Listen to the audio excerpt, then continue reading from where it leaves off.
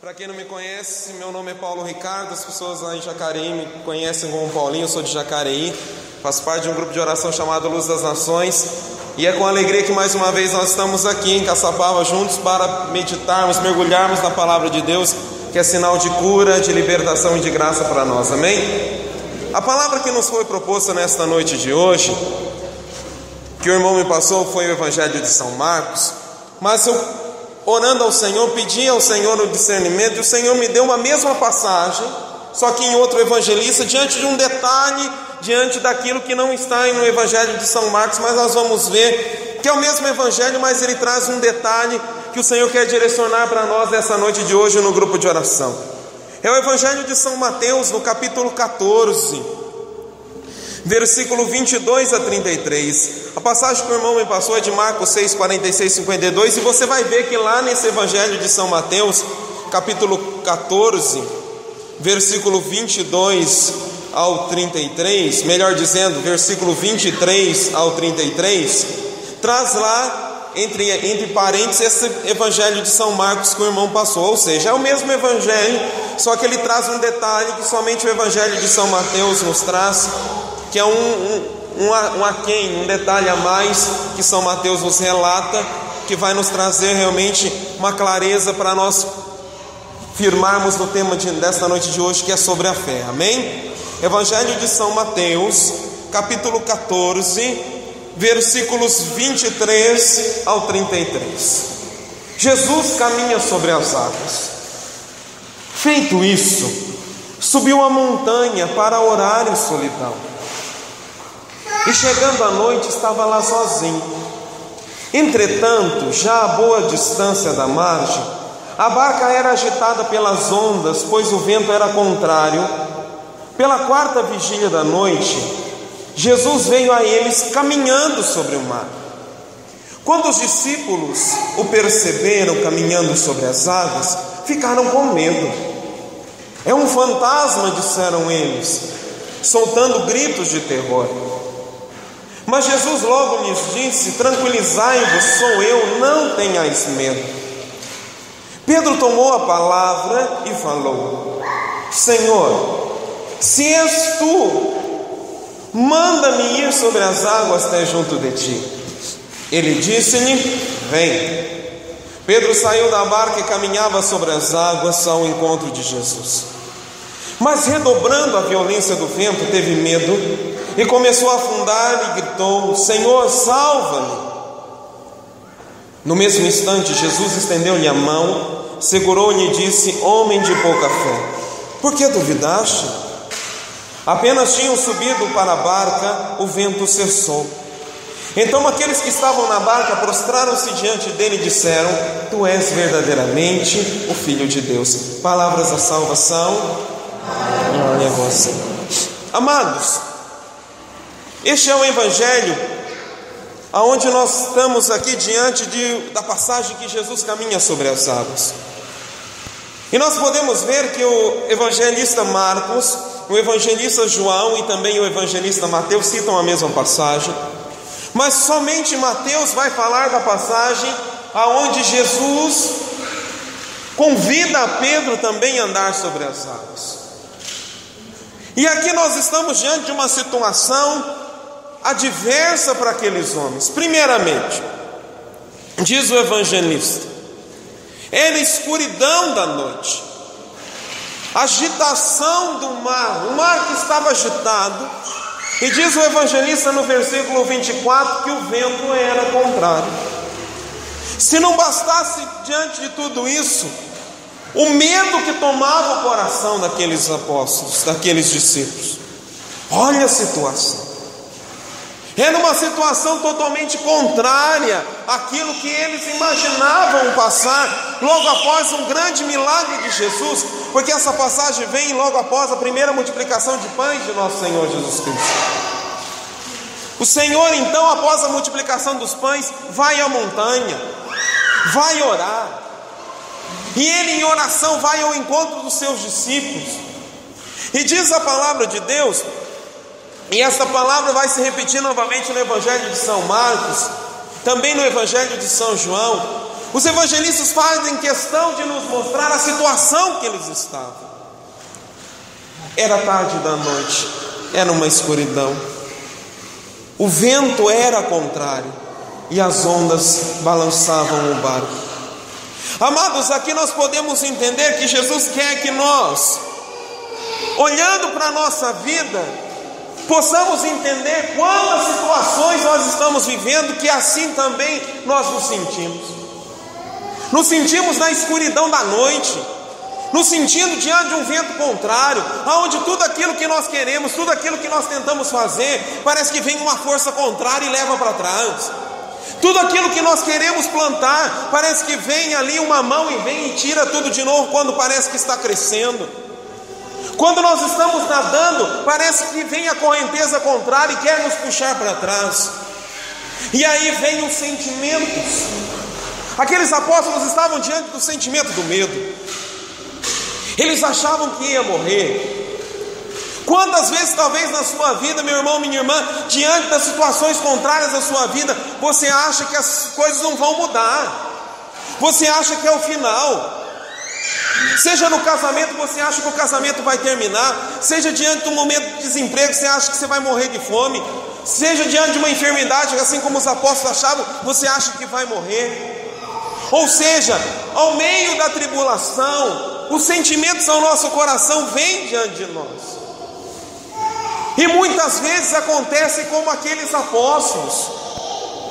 Quando Jesus vem diante do meio dessa adversidade, e Ele vem ao encontro das nossas tribulações. Uma coisa eu quero dizer para você, meu amado irmão: há uma tentação sobre o nosso coração, para fazer que a gente pense que diante dos problemas, quando a gente está vivendo um monte de tribulação, Deus nos abandonou, Deus nos deixou à mercê dos ventos da nossa vida. É como se a gente rezasse e Deus não escutasse, como se a gente fosse no grupo de oração e não sentisse nada. E nós caímos na tentação de achar que Deus não ouve a nossa oração. Muito pelo contrário. E aqui nós vemos diante da palavra de Deus, o Senhor foi orar, mas Ele foi ao encontro dos seus apóstolos, Ele foi ao encontro dos seus discípulos, que estavam passando por um momento de dificuldade muito grande, que estavam passando por um momento de perigo, um momento de tribulação, onde eles não tinham mais o que fazer. O evangelista Marcos vai trazer um detalhe que Mateus não traz, que Jesus viu que eles estavam remando, mas eles não estavam conseguindo vencer o vento, eles não conseguiam vencer a correnteza.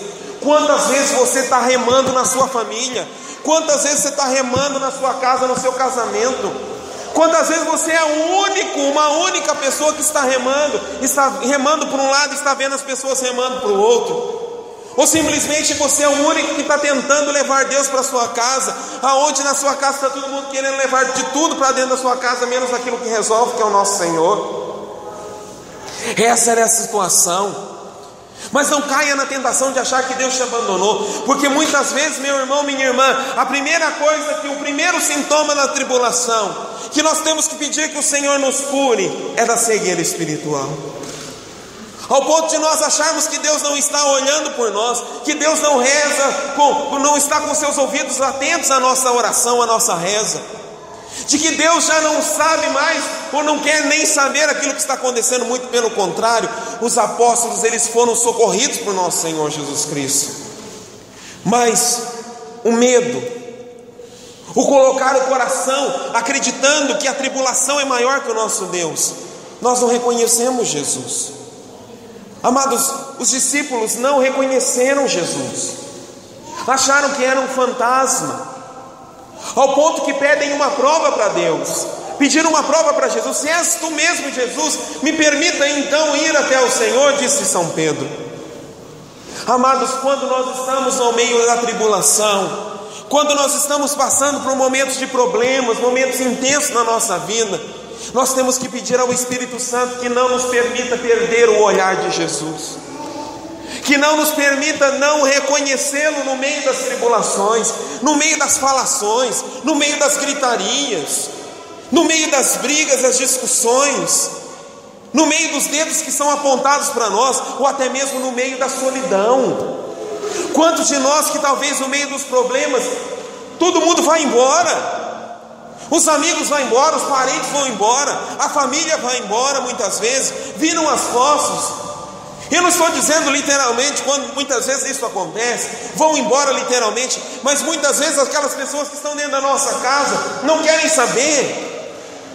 Infelizmente, muitas vezes nós estamos vivendo dentro da nossa casa o nome simplesmente da família, mas é um individualismo, cada um para si, e seja lá alguém para todos, e muitas vezes se fosse Deus para todos não seria nessa situação, mas muitas vezes nós vivemos sozinhos, e aí nós ficamos cegos muitas vezes, cegos da mágoa, cegos da raiva, cegos do medo, cegos do desânimo.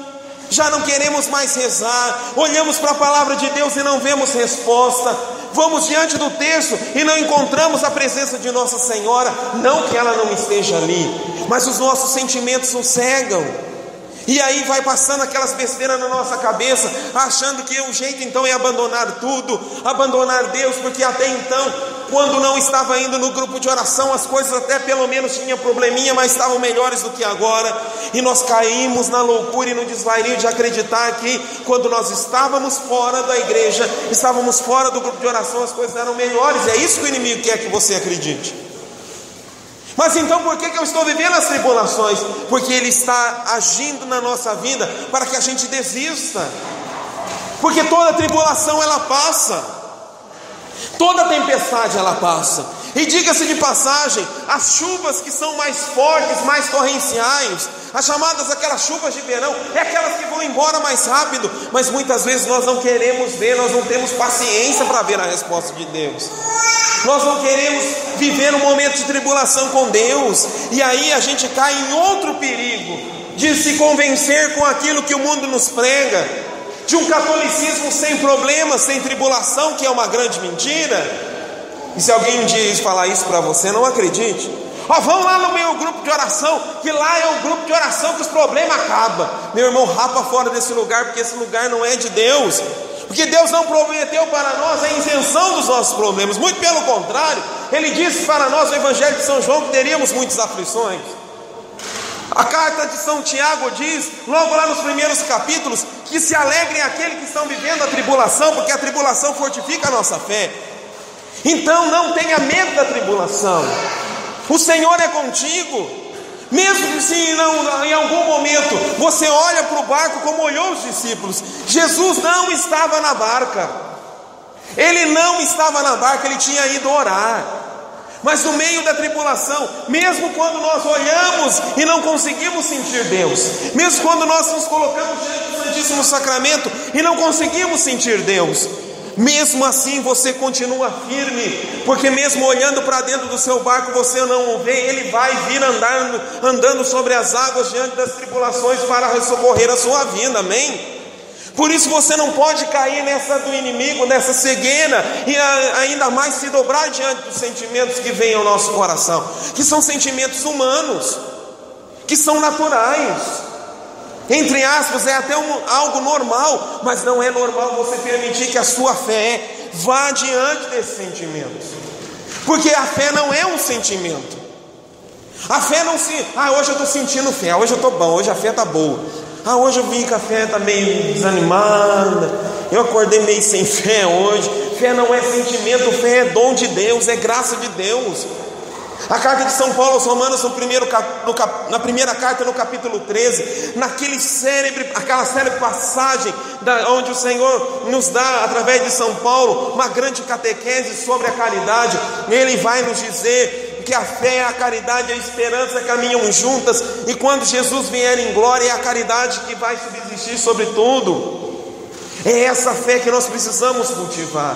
Mas sabe o porquê, amados? Porque muitas vezes nós não colocamos a nossa fé em ação. Eu posso assim dizer que a fé talvez seja como um músculo do nosso corpo. Ninguém consegue fazer com que um músculo cresça se não fizer exercício. Não adianta. Mesmo que tenha lá, a gente vê as reportagens, o pessoal da academia, né, que quer acelerar o processo e aplica aqueles trem lá, aqueles anabolizantes para fazer os músculos crescer mais rápido, sem precisar fazer muito exercício, ou para que aquele pouco exercício dê uma grande resposta, e está injetando na verdade veneno dentro do seu corpo. A fé ela precisa ser exercitada para que ela cresça, porque muitas vezes nós fazemos uma má interpretação daquela palavra. aonde o Senhor diz que a nossa fé tem que ser como um grão de mostarda, não do tamanho de um grão de mostarda. Porque o grão de mostarda ele é pequenininho, e o evangelista vai dizer, o Senhor vai dizer que nossa fé precisa ser como um grão de mostarda, que é pequena no começo, mas que é plantada, que ela cresce e se torna uma das maiores das hortaliças. Amados, muitas vezes nós estamos ainda com a nossa fé segura em nossa mão como um grão de mostarda, mas ela não vai crescer se você não plantar. Ela não vai se tornar a árvore frutuosa, e a qual ponto diz o evangelista, o nosso Senhor diz a nós que ela cresce e dá sombra para os pássaros, enquanto nós não plantarmos a nossa fé. Pedro afundou, sim, ele afundou. Ele afundou diante do aumento do vento, diante de ondas maiores que vieram, diz o Santo Evangelho. Mas Pedro, ele não afunda, ele não teme porque afunda, ou seja, ele não começou a afundar e ficou com medo, mas Pedro, ele teve medo, por isso que ele afundou. Muitas vezes nós queremos ousar na nossa fé, mas nós queremos ter aquilo, algo de concreto na nossa mão. Ah, você tem fé? Graças a Deus.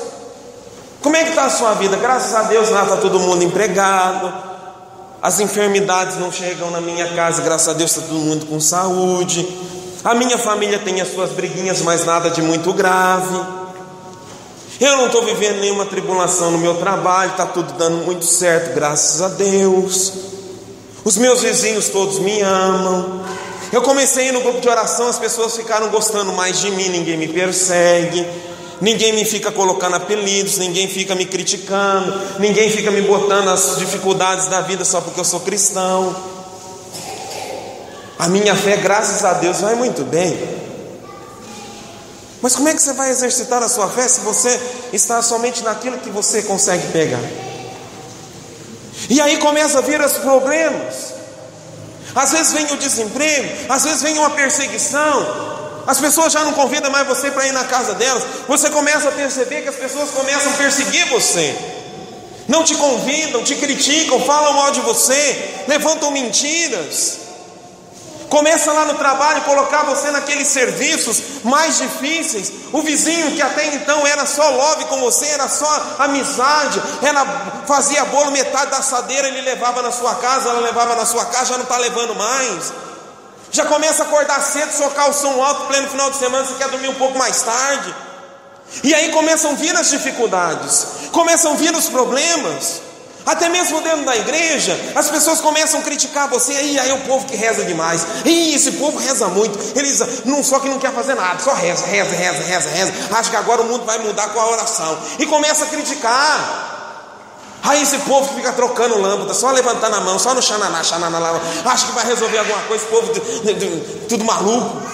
E vem as perseguições, e aí a gente vai colocar a hora de plantar a fé, e aí nós não queremos, aí nós desanimamos, aí nós criticamos, nós partimos para a briga, nós queremos abandonar, nós queremos sair do grupo de oração, sair da igreja, mudar de comunidade, mudar de paróquia, e nós não amadurecemos a nossa fé.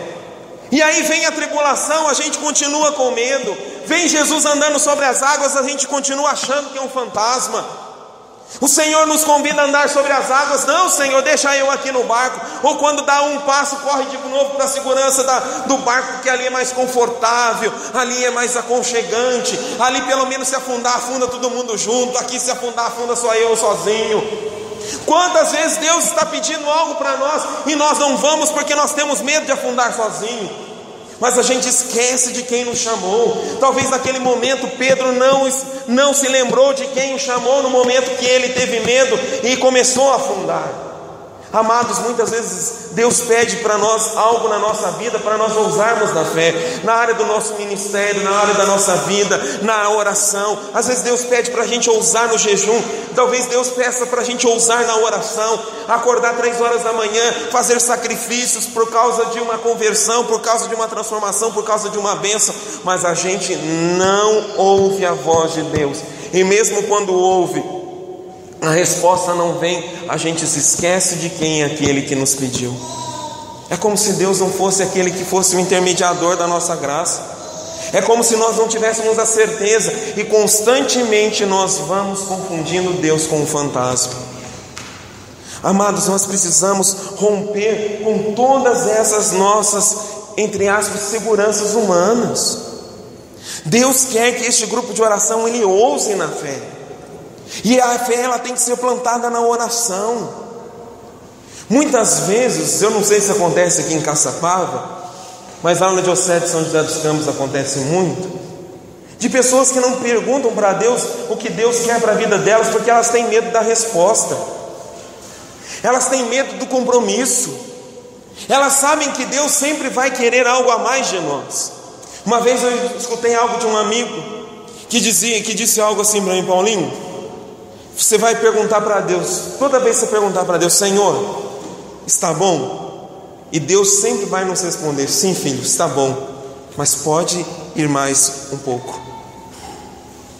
Senhor, está bom isso que eu fiz? O Senhor vai falar: sim, está muito bom, mas você pode ir mais além. Deus ele sempre dá algo a mais para nós, mas nós não queremos.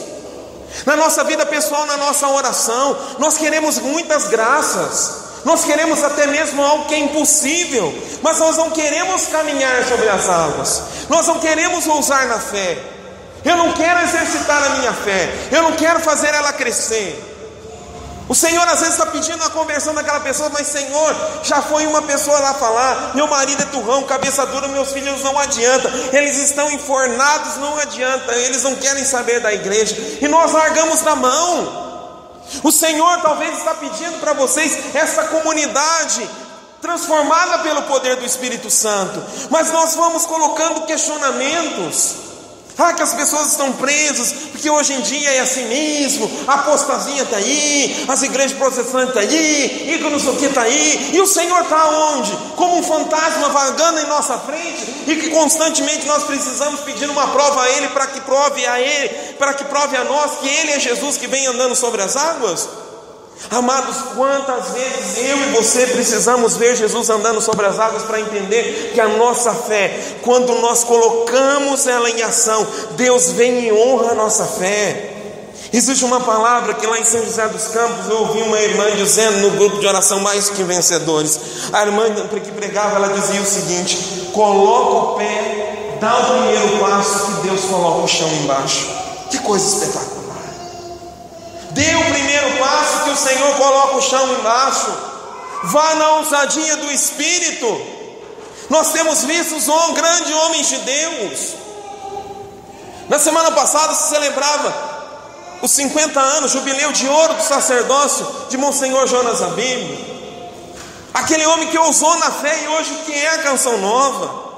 Os apóstolos amados, 12 homens que ousaram na fé, eles só tinham a palavra de nosso Senhor Jesus Cristo, e eles entenderam que somente isso os bastava, e esses 11 homens cheios do Espírito Santo colocaram fogo no mundo, ao ponto de hoje aqui, nesta igreja, nesta capela, aqui em Caçapava, nós podemos saborear e experimentar as graças que esses homens proclamaram, para a honra e glória de nosso Senhor Jesus Cristo.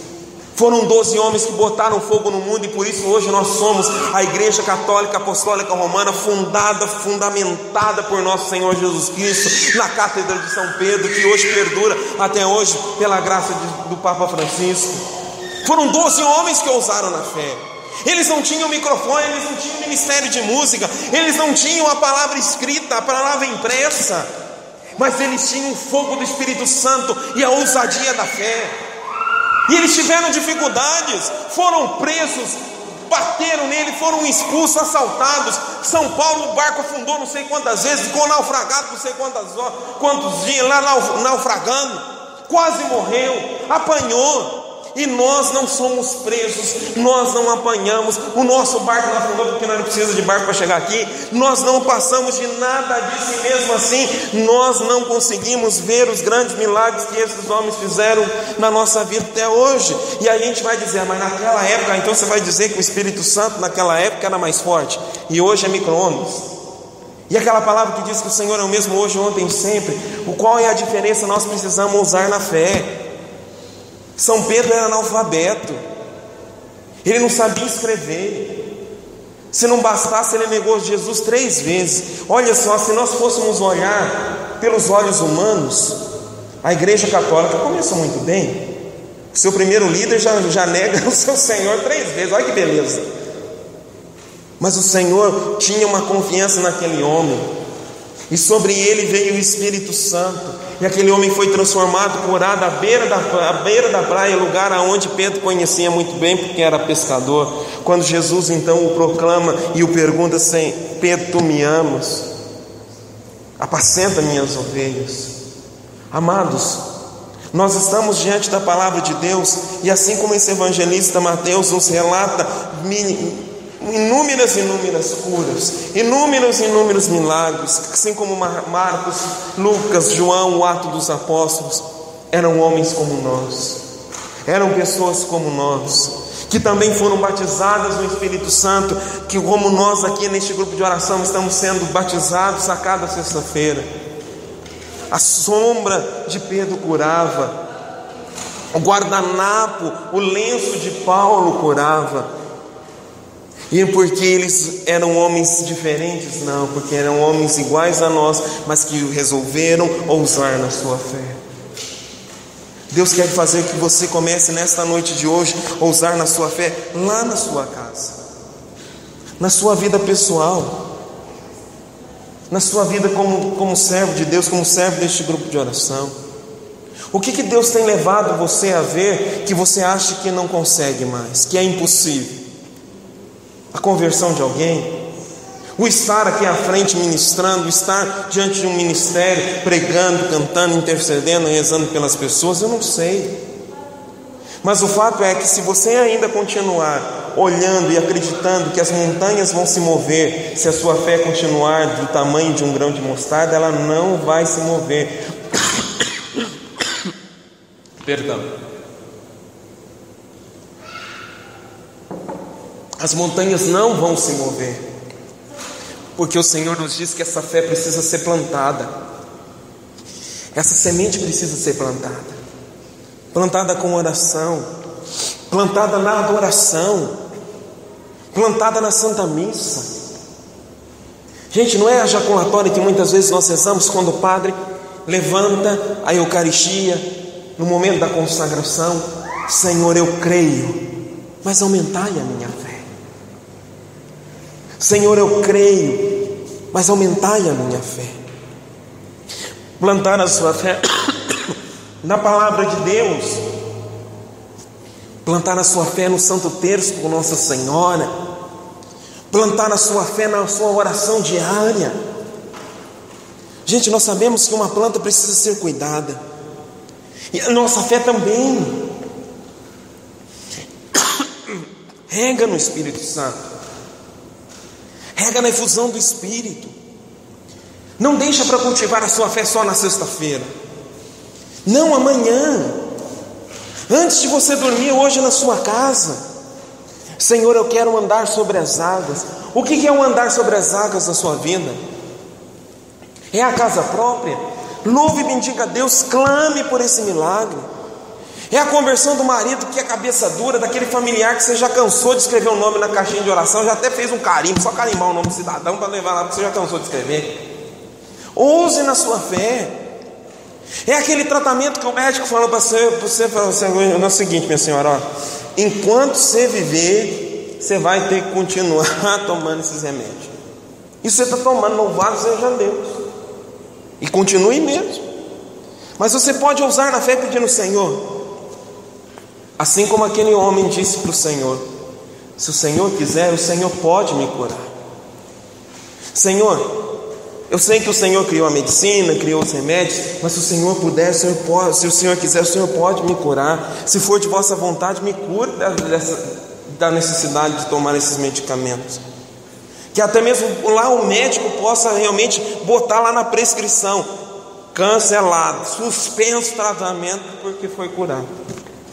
Mesmo que o médico pegue o exame e fale assim: minha senhora, que só tomou, que só não sei o que. Daí você vai poder testemunhar: foi nosso Senhor Jesus Cristo que me curou, doutor. E é por isso que o Senhor está escrevendo aí na prescrição que eu não preciso mais tomar os medicamentos, para a honra e glória de nosso Senhor. Ouse na sua fé. Talvez seja diante da situação financeira. Ouse na sua fé. Mas muitas vezes nós queremos pedir a Deus uma bênção, mas nós não queremos fazer por onde. Queremos que Deus nos abençoe a situação financeira, que está difícil, a gente precisa comprar algumas coisas, mas não consegue, mas é um gastador involuntário. Eu quero que Deus me abençoe, mas na hora de eu dar meu dízimo, não, a igreja já tem muito dinheiro, não precisa não. Eu quero que Deus me cure a minha saúde, mas eu não cuido da minha saúde.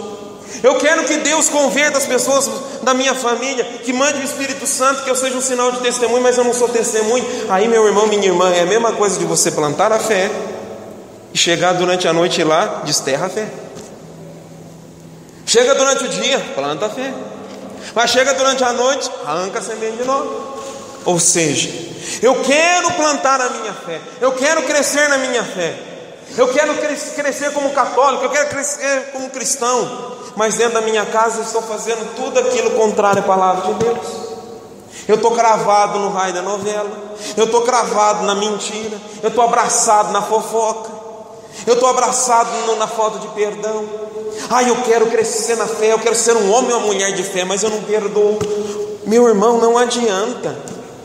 É a mesma coisa que querer plantar uma semente no deserto e querer que ela cresça e frutifique. Eu preciso pedir, deixar que o Espírito Santo, deixar que o grande cultivador, o grande agricultor Jesus me ensine a plantar a minha fé, a cuidar da minha fé. E para terminar, o evangelista vai encerrar dizendo que quando Jesus subiu na barca, o vento cessou. Amados, nenhum dos evangelhos, e meditando após aquilo, a passagem que o irmão me deu, eu fui lá ler, meditei o evangelho de São Marcos, daí Deus me pedia essa questão de São Pedro, trouxe aqui com vocês a palavra de São Mateus, o evangelho de São João capítulo 6, que também vai falar desse andar sobre as águas. Nenhum dos três evangelhos fala de quem era o barco, nenhum. Mas nós podemos fazer uma alusão, nós podemos fazer entrar nas entrelinhas da palavra. Logo no início do evangelho de São Mateus, o evangelho de São Lucas também, em Marcos, quando Jesus começa a chamar os seus discípulos, e nós entendemos que pela profissão, 2 deles deveriam ter um barco, por causa da profissão, que eram pescadores, e esses 2 eram os 2 irmãos, Pedro e André. Quando Jesus vai encontrar com Pedro, vai chamá-lo para ser pescador de homens, e quando Pedro sai para pescar, e aí Jesus diz: vamos lançar as redes. Mas Senhor, nós pescamos a noite inteira, não pegamos nada, mas por causa da tua palavra, vamos jogar de novo. E aí a pesca milagrosa aconteceu. Nós podemos entender até de uma certa maneira, claro que pode ser que não seja, mas esse barco tem uma grande chance de ser o barco de São Pedro, do primeiro Papa. E nós sabemos, meu irmão, minha irmã,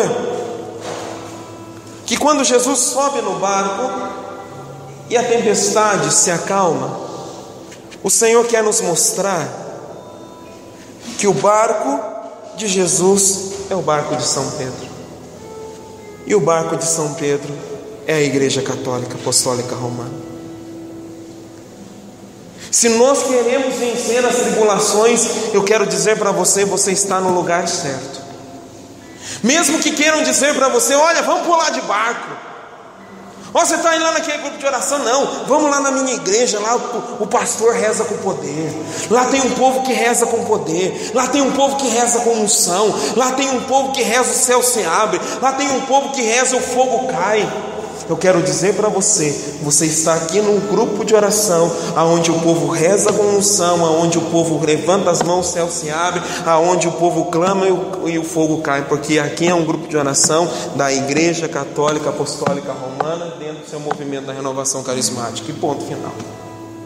Você quer vencer as tribulações, quer ver o vento cessar diante da voz de Jesus? permanece no barco de Pedro, permanece no barco do Papa Francisco, permanece no barco da igreja particular aqui da Diocese de Taubaté, de Dom Carlos. Permanece firme, porque é nesse barco aonde Jesus constantemente vai subir. Mesmo que você olhe e parece que Jesus não está nesse barco, ele está assim. Graças a Deus, vivo, ressuscitado, corpo, sangue, alma e divindade. É por isso que por mais que o vento sopre, por mais que a tribulação venha contra nós, por mais que queiram dizer para nós que nós somos isso, que nós somos aquilo, que nós temos isso, que nós proibimos aquilo, que não pode fazer isso, que não pode fazer aquilo, que o mundo é moderno, pode falar o que quiser, esse barco jamais vai afundar, porque a palavra de Deus vai nos dizer, pelos lábios de nosso Senhor Jesus Cristo, que nem as portas do inferno, quanto mais o inferno, nem as portas do inferno prevalecerão contra este barco chamado Igreja Católica Apostólica Romana. Amém? Quero convidar você a ficar de pé. Amados, quero convidar você por um instante a fechar